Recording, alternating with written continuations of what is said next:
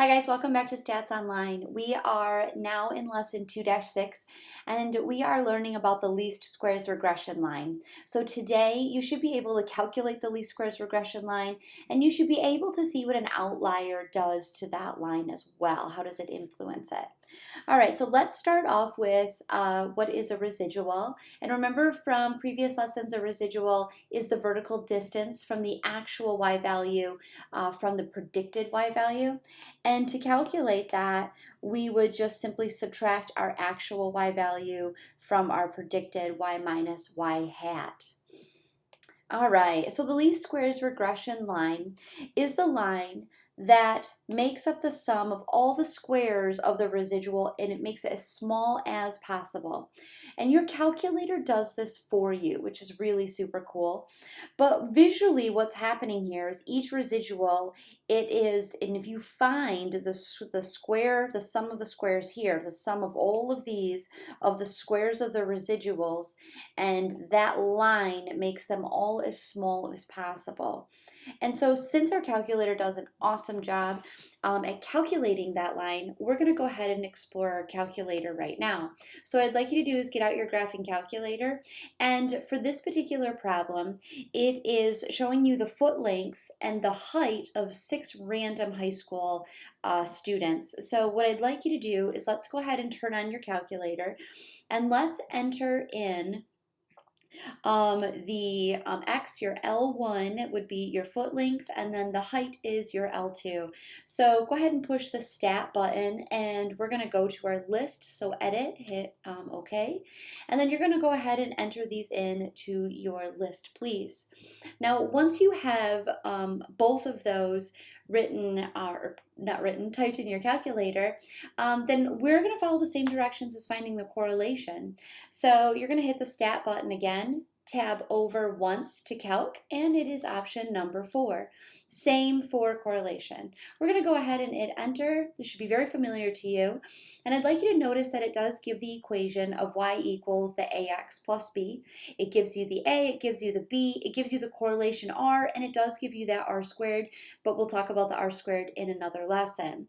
So let's go ahead and write that down because that is going to give us our least squares regression line. And I know that you're used to seeing it as y equals mx plus b, right, in slope-intercept form.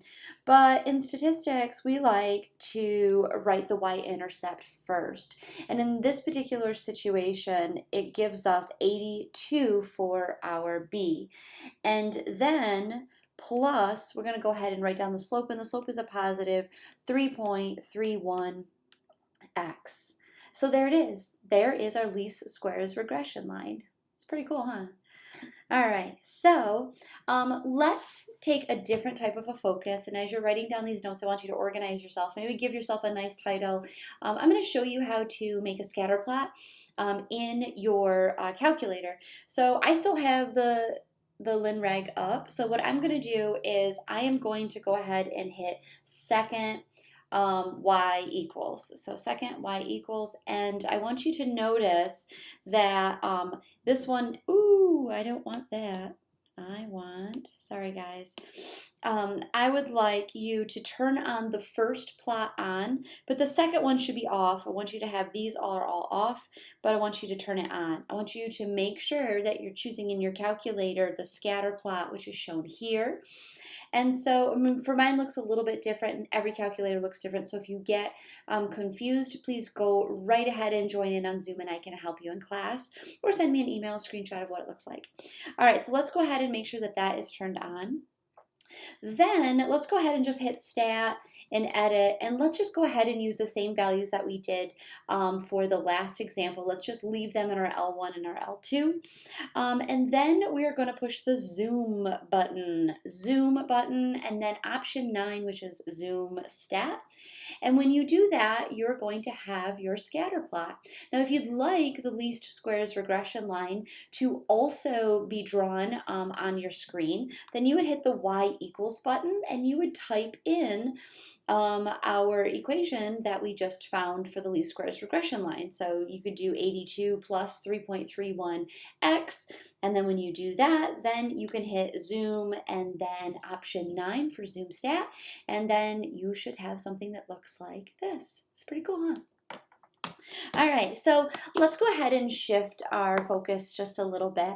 Let's say that I give you a summary statistic. So the mean and the standard deviation, if I have the mean and the standard deviation for my explanatory variable, and I have the mean and the standard deviation for my response variable, and I also have the correlation R, I can write the equation of the least squares regression line. And so in doing so, this is the formula to calculate slope, where R is our correlation. S sub y is going to be our standard deviation, right, of our response variable.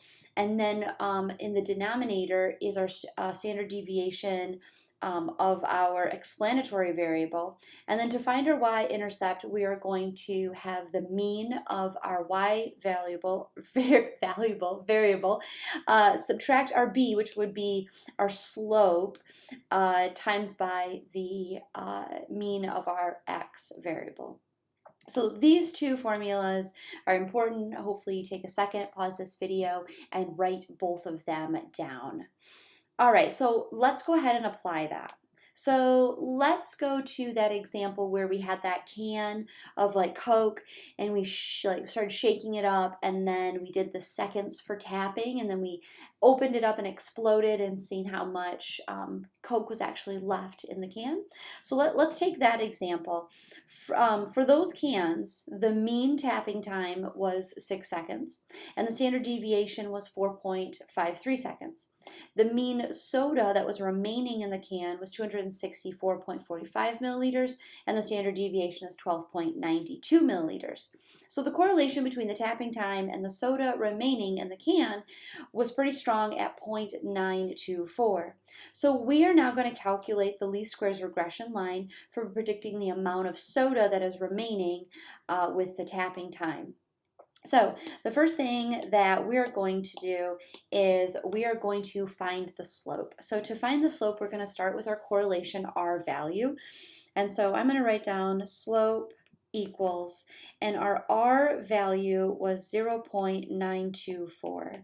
And then we're going to multiply that by the fraction, and then our response variable is going to go on top. Now the response variable is the amount of soda that was left in the can, and our standard deviation of that was 12.92.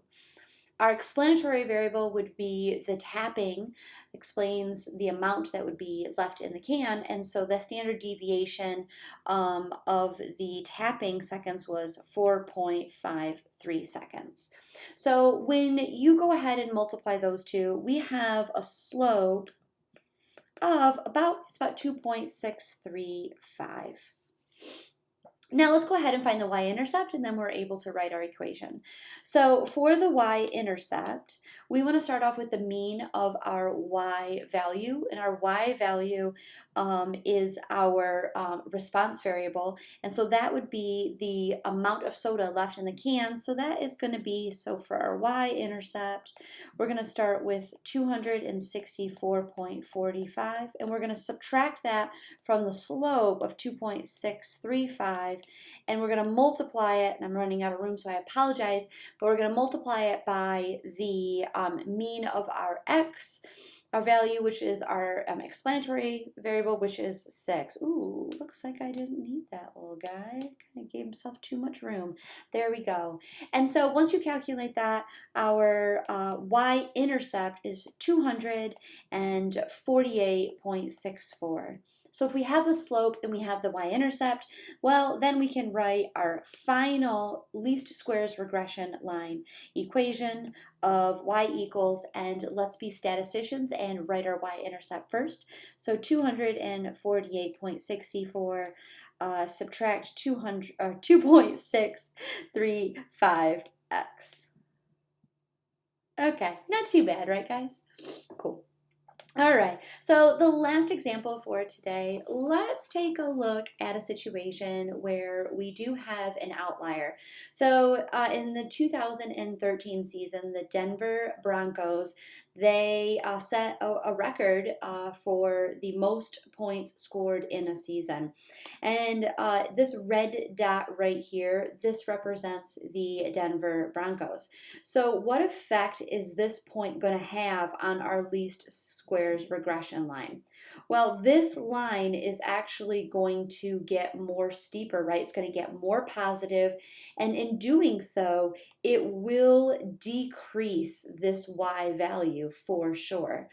And so, I mean, that's exactly what will happen. This will take this line and shift it more up and then more down. So it makes it steeper and it makes it more positive.